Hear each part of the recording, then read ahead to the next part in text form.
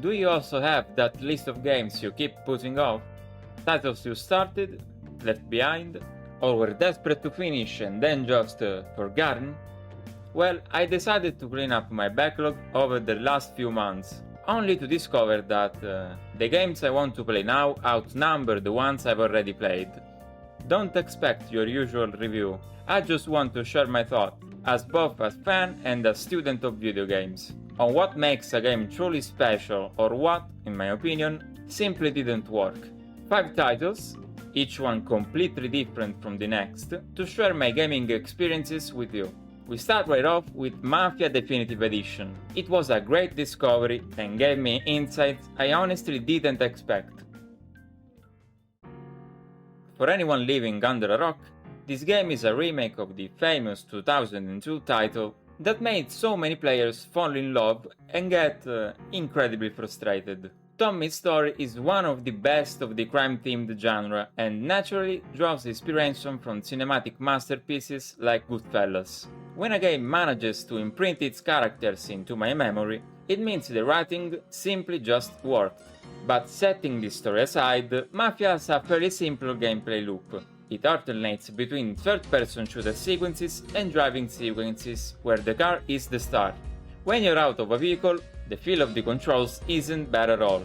The shooting works and the levels are well diversified and well designed, even if linear, but the AI is pretty dumb, and unfortunately I often felt like I was just dragging myself through a poorly programmed corridor. The driving, however, my god, the driving! Mafia features one of the best driving models I've experienced in recent years. It manages to be both arcadey and realistic, and you generally get the feeling of handling cars from the 30s. Luckily, my background in racing games helped me significantly in getting through certain parts of the game that, were quite difficult for some players to overcome. I can't help but recommend this game if you're a fan of Mafia-themed stories and vintage cars. Sure, don't expect the greatest masterpiece of all time, but that's exactly the point. A good average game can have more impact on you than the typical formulaic title that, once you've seen one, you've seen them all. After Mafia, I moved on to a rally game I've been meaning to revisit for a while, Colin McRae Rally 04. We know the Codemasters of old isn't coming back, but that doesn't mean we can't still play their creation from the good old days. Colin McRae Rally 04 is one of them. As a kid, I was pretty obsessed with rally games, starting from the first in the series all the way up to the Dirt and WRC games by Evolution Studios. After picking up the third one in late 2025, which I'll talk about in depth in the future, I set my mind to playing and competing this one to 100% as well. Like all Colin McRae Rally titles, the career mode here is structured not so much around events, but around playable seasons with different categories of rally cars. It's a very simple structure, but effective for a game of this type. The driving mode, true to tradition, features the famous bar of soap effect, where the car feels like it's almost floating, which works well on dirt. However, when you race on tarmac, it's clearly noticeable that the game physics model was tuned for the aforementioned condition. Despite this title kept me entertained for more than a few hours, thanks to the solid variety of available and unlockable vehicles that periodically freshen up the experience. I have a lot to say about the Colin McRae Rally series, and in the future I'll be talking about it in much more depth. Since you are getting to know me as a gamer with this video, well, here is one thing. I jump from one genre to another with disarming ease. That's exactly why, to take a break from racing games, I started a title that is particularly appreciated in the mainstream, if not outright idolized. Hollow Knight. This game has been tormenting me for a long time. I started it years ago, but after reaching a certain boss, I cut my range short due to a little something called skill issue. After that turbulent, rage-filled experience, in a period that didn't allow me to play Hollow Knight calmly, I decided I wouldn't play it for a while. A year later, however, I played Ori and the Blind Forest, and what can I say? Despite it being a very difficult game, with levels that require high-precision platforming, I fell in love with it, with Ori as much as with Metroidvanias. By 2026, I decided to finally play what for many was, until the release of the sequel Silksong, the best game in the genre. The boss that seemed unbeatable a few years ago, I destroyed it on the second try. And yes, I loved this game from the first hour to the last. From the start, my immersion into the narratively and visually cryptic game world was an all-time high. Controlling the knight is very rewarding and always gave me a responsive feedback that, in both combat and platforming sections, I consider easy to learn but hard to master. The quality of the bosses, if I'm being honest, ranging from absolute peak to mediocre. But in Grimm's DLC, there is probably one of the best boss fights I've ever faced in a video game, on par with Genichiro from Sekiro. If you know, you know.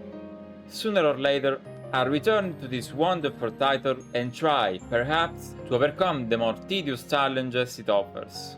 Or maybe, I'll just pick up Silksong. To stay on the theme of heterogeneity, look at the game on screen. Yes, I played this too. It's a VTuber-themed Survivors-like. Yeah, you heard that right.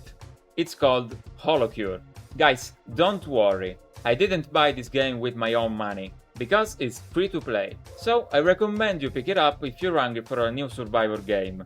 Holocure kept me glued to the screen, and as I already mentioned, the theme is VTubers. I don't follow this word, so for me, the characters in the game are just characters from the game, and I don't associate them with any entity outside of the code, and maybe that's for the best. While having a lot in common with Vampire Survivors or similar games, has its own specific sparks, like a gacha system that, strangely, doesn't need microtransactions to pull. So, as you progress through the game, the incentive remains the same, if not greater, with every run. Despite this unusual look and a fairly simple gameplay loop, the mechanical depth is surprisingly high, and if I tell you that it should at least be tried, listen to me. You could play it for dozens of hours without realizing it, as is tradition for games of this genre.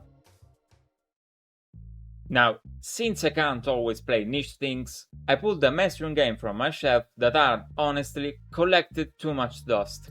Far Cry 4. Ubisoft games, as we know, always aim for the first half hour. Far Cry 4 manages to drag you into this world immediately. Pagan Min is a very particular, charismatic and ruthless villain who, however, after that first half hour, gets exactly 23 seconds of screen time.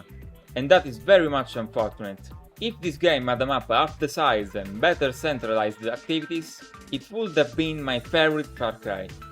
Instead, it felt like one of Ubisoft's first real attempts at bulimizing the open world formula to the max, stuffing the game world with activities created just to inflate playtime. If you play it as a linear and fast-paced adventure and experience it with a non-gamer flow, it works, and it works great. But the moment you want to complete it 100%, your scrotum will become autonomous from your body, and I am sure of it. Aside from the open world, though, it gave me many wonderful views, many hilarious moments in combat sequences, and many moments of rage due to boars attacking you without warning. Play it only if you are truly aware that grabbing 300 collectibles is, at the very least, useless. We've reached the end of this first Backlog Diaries. It was really liberating to finally finish these titles and quickly analyze them with you. If you like the format and want to see the next update, let me know with some feedback below. And what about you? What have you finished lately? I'm very curious to read your thoughts. Thanks for following me. We'll hear from each other in the next episode.